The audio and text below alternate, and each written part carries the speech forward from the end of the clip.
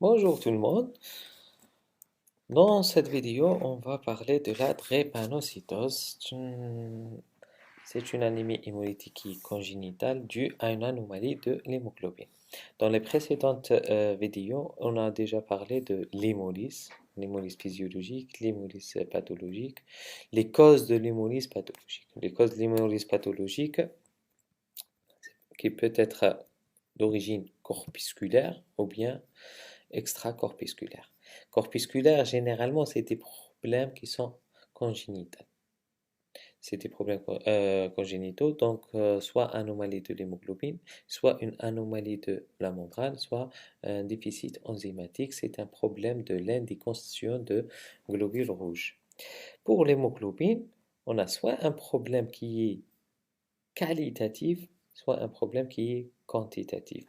Quantitative quand il y a un déficit de la synthèse de une des deux chaînes de l'hémoglobine. Donc on aura soit, s'il y a un déficit des chaînes bêta, on aura une bêta-thalassémie. S'il y a un déficit en alpha, on a l'alpha-thalassémie.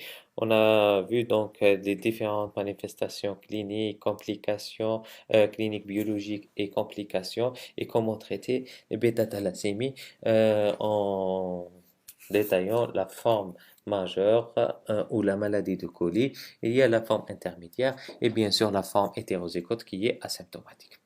Aujourd'hui, on va voir les syndromes drépanocytaires, ou bien on commence par la drépanocytose. Donc, on a déjà détaillé c'est quoi l'hémoglobine. Donc, l'hémoglobine, c'est le principal constituant de globules rouges. Son rôle, c'est le transport de l'oxygène. Elle est formée de quatre chaînes polypeptidiques.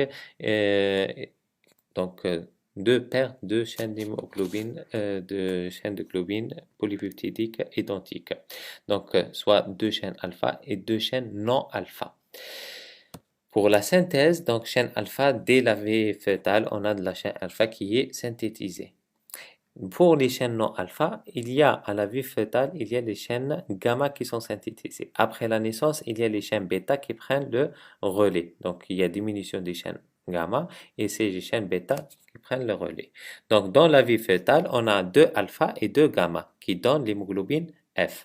Et chez l'adulte, c'est deux alpha et deux bêta qui donnent l'hémoglobine A adulte. Donc, c'est pour ça, si on fait électrophorèse chez le nouveau-né, on retrouve que la fraction hémoglobine F, c'est la fraction majoritaire. Ensuite, chez l'adulte, c'est l'hémoglobine A qui est majoritaire. On a trace d'hémoglobine F qui sont inférieures à 1%. A2, c'est une hémoglobine qui est constituée de deux chaînes alpha et deux chaînes delta. Elle est de 2 à 3%. Donc voilà. Pour les chaînes alpha essentielles, donc c'est le chromosome 16 qui est responsable de la synthèse de chaînes alpha. Et pour les chaînes bêta, c'est surtout le chromosome 11. Voilà. On va parler maintenant de la drépanocytose. C'est quoi la drépanocytose? Ça a été, donc c'était des petits rappels. Maintenant, on va entamer la drépanocytose. La drépanocytose, comme la bêta-thalassémie, c'est une anémie hémolytique. Il y a donc de l'hémolyse, il y a destruction des globules rouges congénitale. Congénitale parce que c'est héréditaire. Elle est due à une anomalie qualitative de l'hémoglobine. C'est pas comme la bêta-thalassémie qui est un déficit de l'une des chaînes de l'hémoglobine. Là, c'est une anomalie de la structure. Donc, c'est une anomalie qui est qualitative, qui est due à une mutation au niveau de la chaîne bêta en position 6. Donc, sur, bien sûr, le chromosome 11. Voilà, donc c'est le chromosome 11 qui est responsable de la synthèse de la chaîne bêta. Donc, en position 6, il y a une mutation. Qu'est-ce qu'elle va donner cette mutation? Donc, c'est l'acide glutamique quand il y a cette mutation. Donc, l'acide glutamique au niveau de la chaîne bêta, on a dit qu'il y a 144 acides aminés. L'acide glutamique, il est remplacé par une valine en position 6. Il est donc la chaîne bêta en position 6. Il y a une mutation qui va donner donc de l'acide glutamique qui est remplacé par une valine. Donc au lieu qu'il y ait de l'acide glutamique à cette position, donc il y aura de la valine, ce qui va donner une hémoglobine qui n'est pas normale. Donc c'est pas une chaîne bêta qui est normale. Donc elle va aboutir à donc, ça va nous donner une hémoglobine qui est anormale. Cette hémoglobine s'appelle hémoglobine S. C'est l'hémoglobine S. Bien sûr, qui dit héréditaire congénitale, donc on doit parler de mode de transmission. C'est une maladie de transmission autosomique récessive. C'est-à-dire, il faut que les deux parents récessifs, c'est-à-dire il y a la forme homozygote, il y a la forme hétérozygote. Hétérozygote, elle est asymptomatique, c'est le porteur de la maladie. Donc voilà. Donc pour qu'il y ait un patient atteint de drépanocytose, il faut que les deux parents soient hétérozygotes. Donc si on a deux parents hétérozygotes, donc on a une probabilité de 25% d'avoir un enfant sain, 25% un enfant malade, homozygote, et 50% hétérozygote. Donc voilà pour l'hémoglobine S. Elle est différente de l'hémoglobine, donc elle est différente bien sûr de l'hémoglobine normale. Ce qui va donner cette hémoglobine S, on va voir sur le plan physiopathologique comment elle va déformer le globule rouge. Un mot sur l'épidémiologie. Ce qu'il faut savoir en matière d'épidémiologie, que elle est fréquente dans le pourtour méditerranéen et en Algérie, sur une enquête multicentrique donc nationale, on a trouvé que elle existe des foyers à l'est surtout l'est. Donc c'est un moyen donc d'orientation. Si un patient qui vient pour anémie hémolytique, un enfant pour anémie hémolytique, il vient de l'Est, donc on peut au premier plan suspecter la drépanocytose. Donc surtout Taraf, Annaba, Skikda. Donc voilà la fréquence, pour la fréquence. Pour la physiopathologie. Donc, on a dit que l'acide glutamique est remplacé par une valine. La valine à l'état désoxygéné. Donc, je dis bien à l'état désoxygéné. Donc, il faut qu'il y ait un état désoxygéné. Donc, il faut qu'il y ait un facteur déclenchant, un facteur favorisant. Donc, ça, c'est le premier point. La valine devient hydrophobe. Donc, la valine, elle est hydrophobe à l'état désoxygéné. Donc, si on a un état désoxygéné et la valine, elle est hydrophobe à l'état désoxygéné. Donc, elle va effectuer une liaison avec les autres chaînes de globine. Donc, cette chaîne bêta qui contient de la valine, elle va se lier avec les autres chaînes de globine, avec les autres globines. Donc, qu'est-ce qu'elle va donner? Donc, voilà schématiquement. Donc, hémoglobine après polymérisation. Donc ça, ils sont pas liés. Donc les chaînes bêta, ils sont détachées, les chaînes anormales bêta, ils sont détachées. Mais quand il y a un état de désoxygénation, puisque la valine, elle est hydrophobe, donc il y aura une liaison avec les autres chaînes de globine. Donc c'est ça ce qu'on appelle la liaison à l'état désoxygéné. Du coup, qu'est-ce qu'on aura? Donc, par conséquence, on aura liaison avec les autres, donc polymérisation.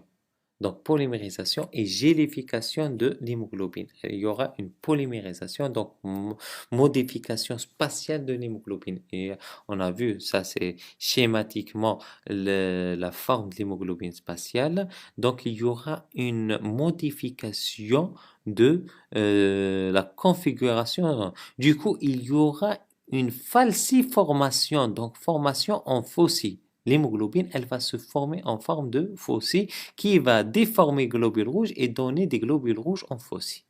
Donc, c'est ça ce qu'on appelle la falciformation. Donc, à l'état normal, il n'y a pas de désoxygénation, il n'y a pas de problème. Donc, globule rouge, il est oxygéné, donc il est forme biconcave, il n'y a pas de problème. Quand il y a un état de désoxygénation, donc il y a un facteur déclenchant qui va provoquer une hypoxie ou une désoxygénation, donc il y aura la valine qui est hydrophobe, elle va se lier avec les autres globines et elle va se polymériser. Donc, elle va subir une gélification et elle va se polymériser donc et de modifier la forme spatiale de l'hémoglobine et elle va donner donc déformer globules rouges en forme de faucille. Donc voilà, c'est pour ça on parle de drépanocytes. Drépanocytes, c'est le globule rouge en forme de faucille qui est due à l'hémoglobine S. Donc, c'est la valine qui est hydrophobe qui provoque cette polymérisation. Donc, c'est ça. On peut résumer, c'est quoi la drépanocytose. Du coup, on aura une falciformation des globules rouges qui sont morphologiquement rigides. Donc, c'est comme ça, en faucille, forme de faucille. Donc, ce ne sont pas des globules rouges fonctionnels. Donc, il y aura de l'hémolyse. Donc, l'hémolyse, c'est la triade, l'ictère, la pâleur et la splénomégalie. Très bien, parce que c'est une anémie qui est chronique. C'est pour ça, c'est au niveau tissulaire, hémolyse intratissulaire essentiellement. Et il y a une rigidité des globules rouges. Donc, il perd sa forme biconcave qui a la caractéristique qui est donc sa capacité de déformabilité qui est importante. Donc, elle peut passer dans les petits vaisseaux. Mais puisqu'elle a changé de forme, donc il y aura une rigidité des globules rouges qui vont provoquer des occlusions, des vaso-occlusions, donc au niveau surtout des petits vaisseaux. Du coup, on aura une micro-infractus. Cette obstruction, elle va provoquer des douleurs et bien sûr, quand il y a à chaque fois il y a des microthrombus au niveau de la rate, on aura ce qu'on appelle à l'âge de 6 jusqu'à 10 ans une autosplénictomie. Donc voilà la physiopathologie de drépanocytose. Il y a un point qui est très important à retenir, il va nous aider pour le traitement. Donc, dans le globule rouge, si on a de l'hémoglobine F, l'hémoglobine F, on a dit que c'est la fœtale, c'est 2 alpha, 2 gamma. L'hémoglobine F, elle inhibe la polymérisation des globules rouges, de l'hémoglobine S. Elle inhibe, c'est une notion qui est très importante, elle va nous aider dans le traitement. Donc, l'hémoglobine F inhibe la polymérisation de l'hémoglobine S. Donc, il n'y aura pas, ça diminue la polymérisation, donc il n'y aura pas la formation de drépanocytes. Ça, c'est comment il y aura l'adhésion, l'oxydation, déshydratation, l'activation endothéliale. Elle peut donner donc, ça c'est l'érythropoïèse accrue, donc pour régénérer un petit peu. Et ça, c'est la liaison avec le système endothélial. Donc, voilà l'adhérence des globules rouges à l'endothélium dans dans la drépanocytose. Donc, voilà l'adhésion.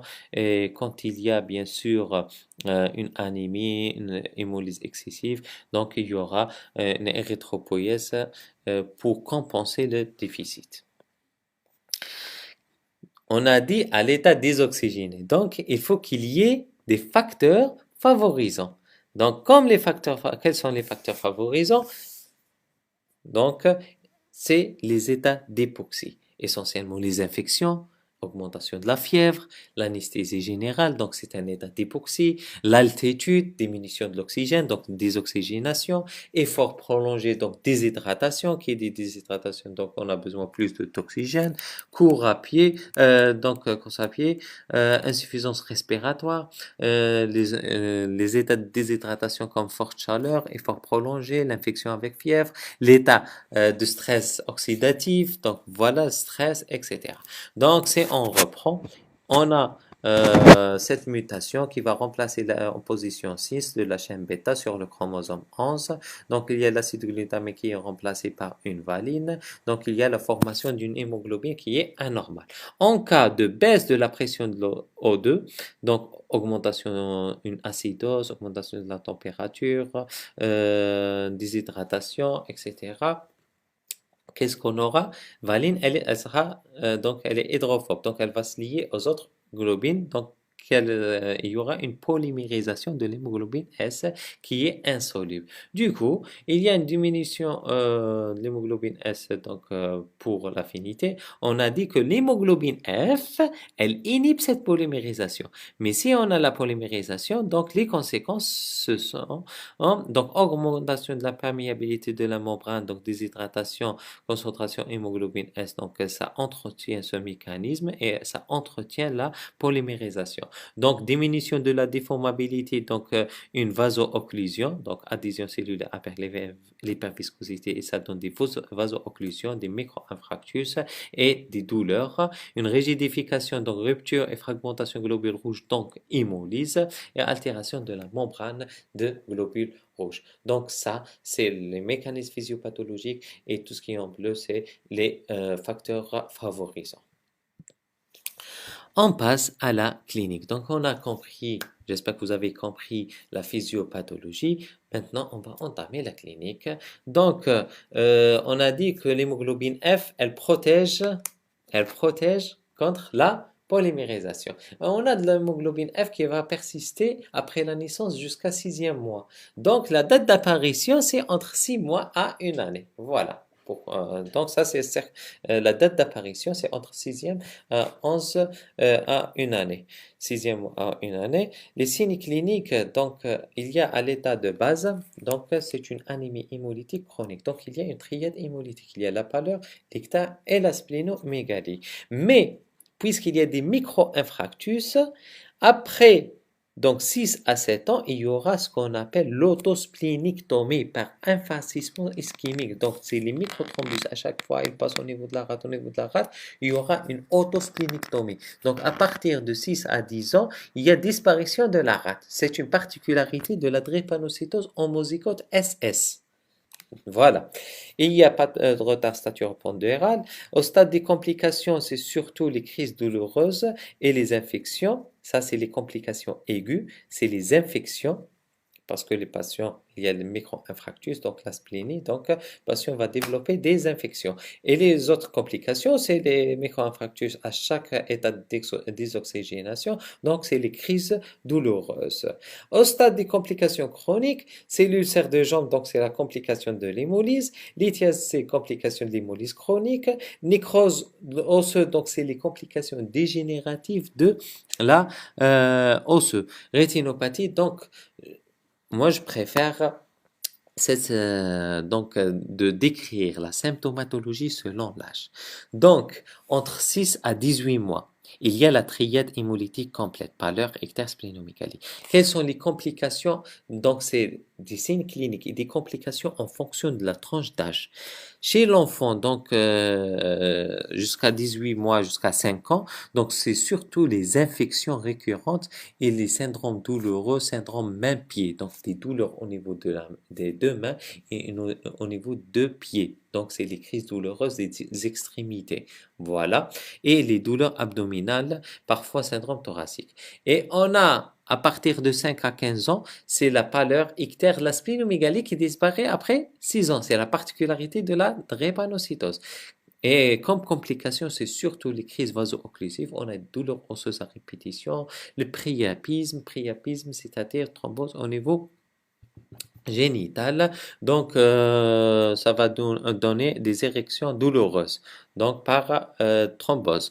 Donc, l'hématurie, les infections urinaires et méningites, parce qu'il y a l'aspinisme, surtout et les crises hémolytiques avec crise aplastique. C'est-à-dire, c'est quoi crise aplastique? Donc, il y aura une anémie sévère. sévère.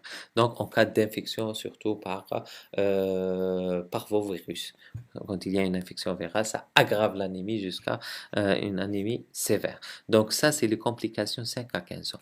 Après, donc l'âge adulte, donc après 15 ans, on a par l'heure élictaire, c'est l'hémolyse, c'est la symptomatologie, mais surtout les complications dégénératives. C'est après l'âge donc de 15 ans, donc il y aura l'installation parce que il y a plusieurs microthrombus au fur du temps. Au fur et à mesure, donc on aura des complications au fil du temps, donc on aura des complications dégénératives comme la nécrose aseptique. Donc il y a thrombose au niveau de l'os, thrombose jusqu'à donner une nécrose aseptique de la tête fémorale. Et elle peut toucher les têtes tibiales, plateau tibial, elle peut toucher tous les os. Atteinte rénale, parce qu'il y a les microthrombus rénaux. Donc, elle va donner une atteinte rénale. Ulcère de la jambe, parce qu'il y a un trouble trophique de la peau. Il y a une rétinopathie, parce qu'il y a des thrombus au niveau des microcirculations. Donc, elle peut toucher le cœur, elle peut donner de l'ischémie myocardique, elle peut donner des rétinopathies, elle peut donner de l'AVC. Donc, donc tous les vaisseaux peuvent être touchés, que ce soit au niveau cérébral, que ce soit au niveau du cœur, au niveau du poumon. Au niveau du poumon, il y a un syndrome thoracique aigu. C'est une urgence thérapeutique. Quand il y a des microthrombus à répétition et au niveau du poumon, ça va donner une détresse respiratoire avec douleur thoracique. Il faut suspecter le syndrome thoracique aigu et c'est une urgence thérapeutique. C'est parmi les crises vaso-occlusives qui est qui met le pronostic vital de l'enfant en jeu. Donc, qui met le pronostic vital en jeu. Donc, voilà le syndrome thoracique aigu. Donc, voilà la symptomatologie selon l'âge. Donc, schématiquement, donc on a tout ce qui est en rouge, c'est les crises vaso-occlusives ou bien les complications aiguës. Donc, elle peut toucher le vaisseau cérébral, donc elle donne des AVC, elle peut donner une surdité brutale, elle peut donner un syndrome thoracique aigu quand ça touche les circulations pulmonaires et c'est fréquent et c'est une urgence thérapeutique. Donc les lithiases à répétition, donc ça peut donner l'hémolyse chronique, il peut donner des lithiases vésiculaires. On a expliqué pourquoi. Donc, priapisme, c'est les érections douloureuses. Les crises vaso-occlusives, surtout chez l'enfant, c'est les syndromes main-pied. Ensuite, ça va être diffus, tous les os à partir de donc surtout 3 à 15 ans.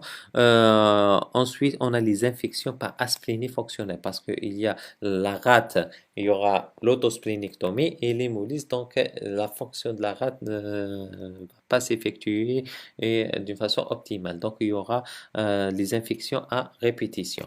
Voilà, surtout à pneumocoque, au hémophilus, etc. Et les complications dégénératives dues au microthrombus répétés. Donc, qu'est-ce qu'on aura?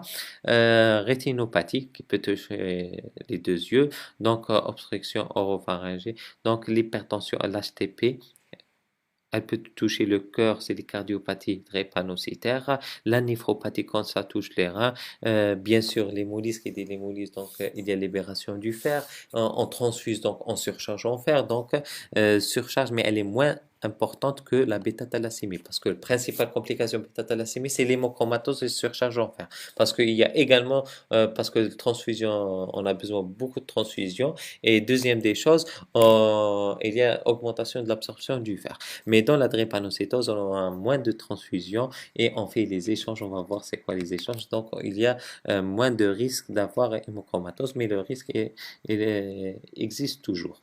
Donc, il y a l'hémochromatose et autres hépatopathies, etc. Donc, voilà, on peut résumer la symptomatologie. Donc, tout patient qui est un enfant qui vient pour des douleurs osseuses avec une triade hémolytique, avec des antécédents de transfusion, antécédents familiaux, des cas similaires, un mariage consanguin. Donc, on suspecte la drépanocytose. D'accord? Une anémie hémolytique avec douleur osseuse, on peut suspecter c'est une drépanocytose jusqu'à preuve du contraire. Donc, voilà. Une triade hémolytique avec douleur osseuse chez un enfant, avec antécédents de transfusion, antécédents familiaux, donc de cas similaires dans la famille, très probablement un syndrome drépanocytaire et on fait le nécessaire. Donc ça, c'est des éléments d'orientation. Il faut connaître le maximum de signes cliniques, le maximum d'éléments biologiques pour qu'est-ce qu'on va. Donc on reprend le même symptomatologie comme l'occlusion, les infarctus, etc. Sur le plan biologique, donc, qui dit anémie hémolytique congénitale, dit anémie, donc hémoglobine entre 7 à 9, elle est normocytaire, normochrome. Elle est régénérative, taux rétique supérieur à 120 000. Le frottis sanguin, qu'est-ce qu'on va... Pardon, le frottis sanguin. Donc, c'est clair. On a dit que la forme des globules rouges, elle n'est pas normale. Donc, les globules rouges ont une forme de faucille, appelée drépanocyte. Donc, voilà l'aspect de drépanocyte. Donc, on peut vous donner cette planche et vous dire qu'est-ce que vous analysez ce frottis. Donc, c'est des cellules en forme de faucille. C'est le drépanocyte, on les retrouve à l'état spontané. Ou bien le test de falciformation, c'est-à-dire on provoque la falciformation. On met une lame et une lamelle et on désoxygène la goutte de sang et on étale. Comme ça, on aura la formation. Parce qu'à l'état normal, on retrouve que la moitié, quelques drépanocytes. Mais en cas d'état de désoxygénation, il y aura la formation des drépanocytes. Donc c'est pour ça on peut faire le test d'IMEC qui est de provoquer la drépano, c'est la formation de drépanocytes. Ensuite, tout ça, c'est des éléments d'orientation. Donc, qu'est-ce qu'on doit faire pour confirmer notre diagnostic? D'abord, on doit faire l'électrophorèse de l'hémoglobine. Qu'est-ce qu'on va retrouver à l'électrophorèse de l'hémoglobine? Donc, il n'y a pas d'hémoglobine A. Donc, parce que la bêta, elle est mutée. Donc, c'est pas alpha 2, bêta 2. Donc, on aura hémoglobine anormale qui est l'hémoglobine S, qui a notre forme de bêta. Donc, c'est l'acide glutamique qui est remplacé par la valine, donc qui est majoritaire jusqu'à 90%. A2, elle est normale. Et pour confirmer le diagnostic, toujours, l'enquête familiale, elle est obligatoire. Les deux parents doivent être hétérozygotes. Donc, hétérozygote, c'est-à-dire, c'est quoi hétérozygote? Généralement, elle est asymptomatique. Hein? Parfois, il y a une symptomatique en cas de désoxygénation extrême, mais il faut retenir que c'est asymptomatique. La formule, on trouve, elle est normale, il n'y a ni anémie ni rien, sauf on trouve la moitié de l'hémoglobine, elle est de forme hémoglobine S, c'est la moitié. Donc l'autre moitié, c'est l'hémoglobine normale, l'hémoglobine A, donc 50 à 60%, et donc 40 à 45% hémoglobine S. Voilà ce qu'on peut dire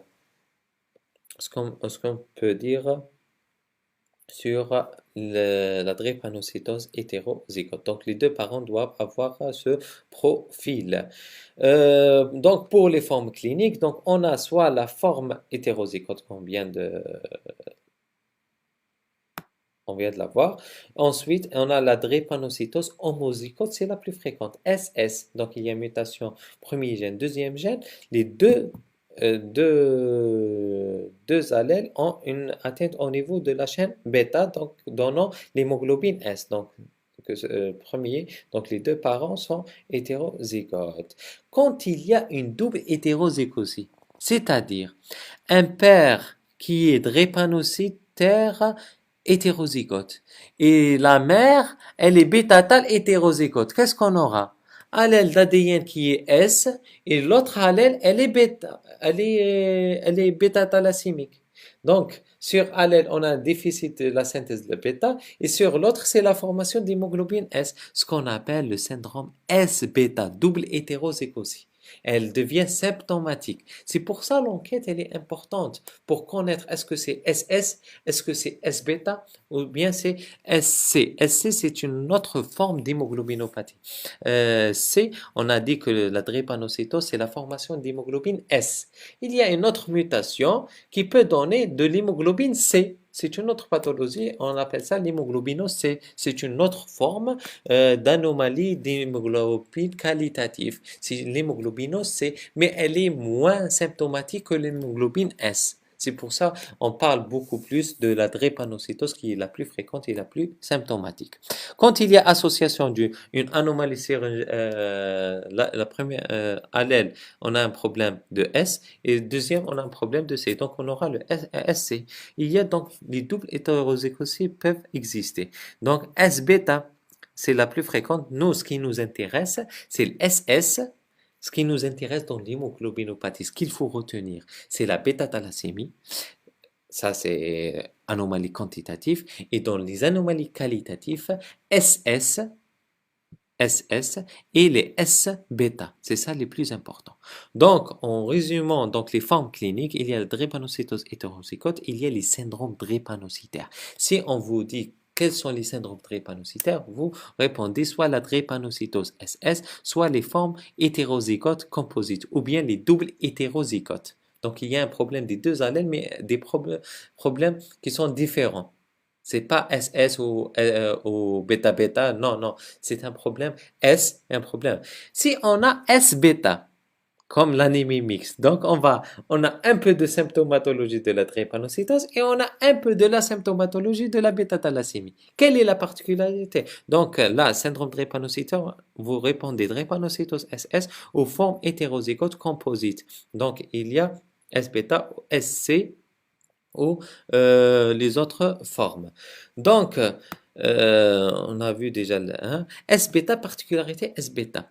On a la symptomatologie de S, donc on a un parent qui est bêta-tal hétéro, un autre parent qui est drépanocytaire hétéro. Donc on aura soit sujet sain, dans 25% des cas, soit un enfant bêta-tal hétéro, soit un enfant drépano hétéro, soit un enfant malade qui est drépano, voilà, S-bêta, drépano bêta-tal.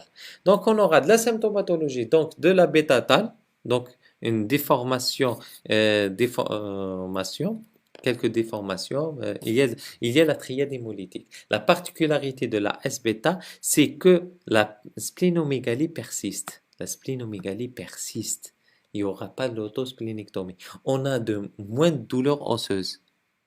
On a moins de douleurs osseuses. La déformation crânio-faciale, elle n'est pas plus importante, elle n'est pas très prononcée comme la bêta-thalassémie. Donc c'est une clinique qui est mélangée entre le drépanocytose, donc on a un peu de douleur osseuse, on a et un peu de symptomatologie de la bêta-thal, déformation, etc. Mais une symptomatologie moindre. Donc voilà, on mélange. Donc on a soit S-bêta 0 quand il n'y a pas de synthèse bêta, donc maladie elle est sévère comme la drépanocytose homozygote, avec douleur osseuse, mais moins importante, hémoglobine 7 à 10, on a la microcytose. Comment on reconnaît? Donc on a la microcytose et on a au niveau du frottis des drépanocytes et une paukylocytose. Donc ça peut évoquer une S-bêta-thalassémie. Donc, parce que drépanocyte, c'est pour la drépanocytose, et la paukylocytose, l'anomalie de forme, c'est la bêta-thalassémie. Donc, le mélange peut évoquer la S-bêta-thalassémie. Si on fait l'électrophorèse d'hémoglobine, donc on a de l'hémoglobine S, il n'y a pas de A. On a de l'hémoglobine S, il y a de la F qui est élevée et un peu la A2. Donc voilà ce qu'il faut retenir. C'est ça le profil de l'électrophorèse de la S-bêta 0. Et ça, c'est pour la S-bêta+. Il y a un peu de synthèse de chaîne bêta. Donc on aura la microcytose, la paukylocytose, on a la S en 60 à 80% un peu et la F qui est élevée. Donc voilà pour la S-bêta thalassémie. Pour le traitement, on va parler du traitement. Donc c'est surtout bilan thérapeutique, un groupage sanguin phénotypé dans le système KEL et Rhesus, les sérologies virales et la recherche d'agglutinine irrégulière. Ça, on va détailler ça dans les transfusions. Les mesures générales, c'est éviter toutes les causes qui peuvent provoquer de l'hypoxie. Donc, il faut éviter la chaleur, il faut éviter les états d'infection, donc il faut éviter les baignades, en eau froide, il faut éviter les vêtements serrés, il faut éviter les états de stress. Donc tout ça, il faut une bonne hydratation, il faut une bonne oxygénation. Donc tout ça, c'est les mesures générales pour éviter le facteur déclenchant qui va provoquer la polymérisation et donner des crises vaso-occlusives. Comme moyen de traitement, donc, il y a la transfusion, comme toute anémie hémolytique. Il y a les antalgiques, parce qu'il y a des douleurs osseuses, donc on doit donner des antalgiques par palier. On commence par les mineurs, donc premier palier, des paracétamol. Si ça donne pas, on passe au deuxième palier, les non morphiniques, les opiacés. Si ça donne pas, on passe troisième palier, comme c'est les paliers de l'OMS. Donc, troisième palier, c'est les drogues morphiniques. L'acide folique, parce qu'il y a de l'hémolyse chronique, on doit supplémenter en acide folique, en BNF. La chélation, en cas de surcharge en fer, c'est la ferritine, elle est supérieure à 1000 aux transfusions qui dépassent les 10 kilos. Une antibiothérapie préventive, parce qu'il y a la splénie, donc on donne de l'ospène à titre préventif. La vaccination, bien sûr, il y a l'autospleen, donc il faut une vaccination contre surtout le pneumocoque et l'hémophilus et le méningocoque. Et il y a l'inducteur de l'hémoglobine F. On a dit l'hémoglobine F, elle inhibe la polymérisation. Donc, si on augmente l'hémoglobine F, il y aura moins de crise vaso-occlusive, moins de polymérisation, moins de crise vaso-occlusive. Donc, on donne de l'hydria. On a dit l'hydria. Et là, une particularité, c'est un antimitotique, mais on a vu qu'il a la capacité d'augmenter l'hémoglobine F. Donc, on l'a utilisé, ça a donné de très bons résultats dans la drépanocytose. Et le seul traitement curateur qui est la greffe de moelle osseuse.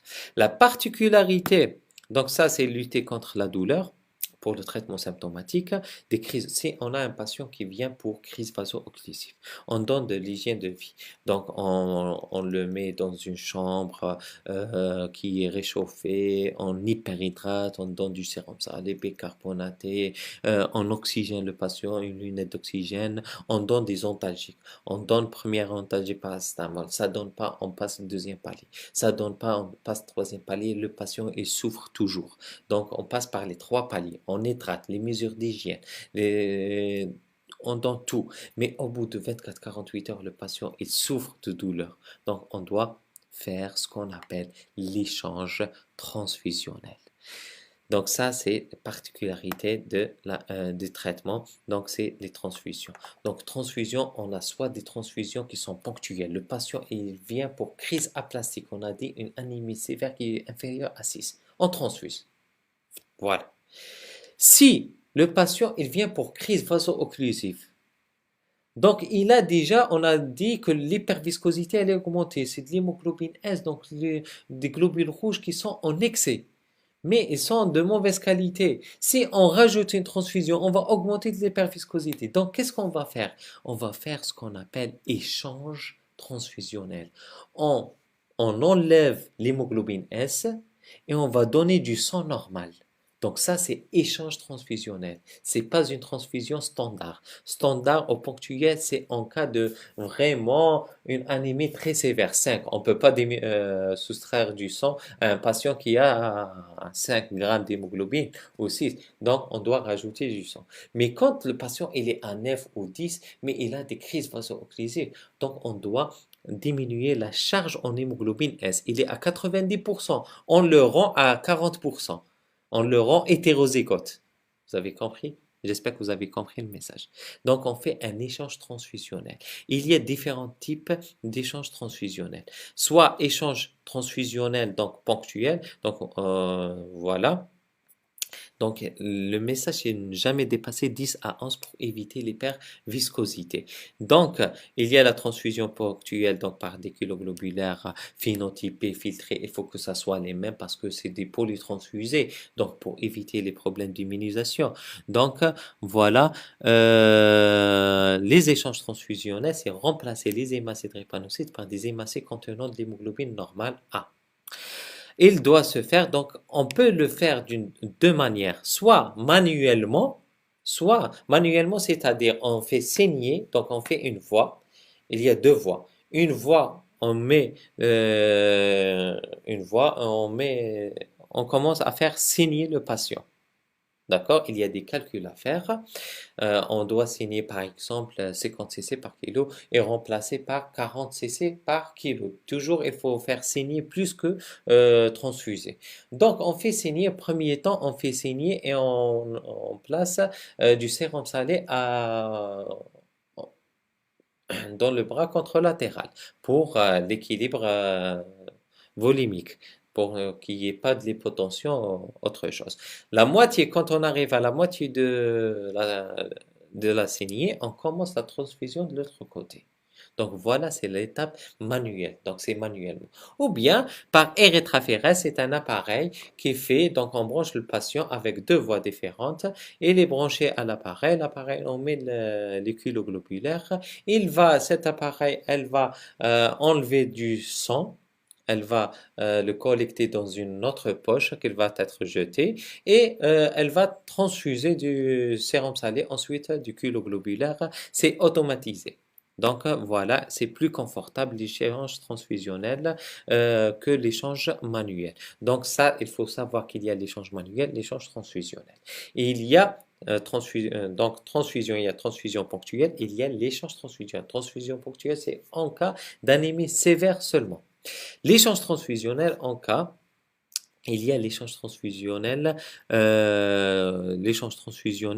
ponctuel. Donc, une fois, on le fait une fois. Il y a au long cours ces programmes. Donc, d'abord, il faut parler de l'échange transfusionnel en cas d'urgence. Si le patient il vient pour crise vaso-occlusive, il ne répond pas aux antalgiques, il ne répond pas à l'hydratation, il ne répond à rien, on fait l'échange transfusionnel. Si le patient arrive avec un AVC, on fait directement l'échange transfusionnel. Si le patient, par exemple, il vient pour, par exemple, priapisme, on tente des gestes avec l'urologue, si ça donne pas, on on fait l'échange transfusionnel. Donc ça, c'est des indications d'échange transfusionnel en urgence. Il y a l'échange transfusionnel ponctuel et il y a au long cours, c'est le programme transfusionnel ou bien le programme d'échange transfusionnel. Quand est-ce qu'on fait échange transfusionnel ponctuel? Donc rapidement, c'est en cas d'AVC, le patient il vient pour AVC. On a dit le syndrome thoracique aigu qui est une urgence. On n'attend pas les antalgiques AGC. Directement, on fait l'échange transfusionnel. Séquestration hépatique, accident septique, en cas de sepsis grave, en cas de crise vaso-occlusive hyperalgique qui ne répond pas aux antalgiques, en cas de priapisme et qui ne répond pas à l'effortile, préparation par exemple, patient, il va être opéré. On ne peut pas l'opérer drépanocytaire, il ne faut jamais l'opérer rapidement parce que parmi les facteurs déclenchants, c'est l'anesthésie générale. C'est un état de désoxygénation et ça va provoquer une falsiformation, donc en polymérisation. Donc, on doit diminuer la fraction de l'hémoglobine S par des échanges transfusionnels. Préparation pour la grossesse, donc ça, c'est des échanges ponctuels. Au long cours, échange transfusionnel, quand le patient fait de l'AVC, donc il faut toujours faire des échanges, même à titre préventif. Donc, c'est le programme d'échange transfusionnel. Il vient chaque mois pour faire, ça diffère d'un patient à un autre. Crise vaso-occlusive, donc au syndrome thoracique récidivant, donc on doit faire, ou bien ça ne répond pas à l'hydria. L'hydria, donc, il est important pour augmenter de l'hémoglobine S. Il est indiqué, l'hydria, il est indiqué l'hydroxurie. Donc voilà, c'est on résume le traitement. Donc on a vu l'étude contre la douleur, l'acide folique, traitement antibiotique prophylactique, chelation et l'indicateur d'hémoglobine F. Il est indiqué l'hydria en cas plus de 3 crises vaso-occlusives par an.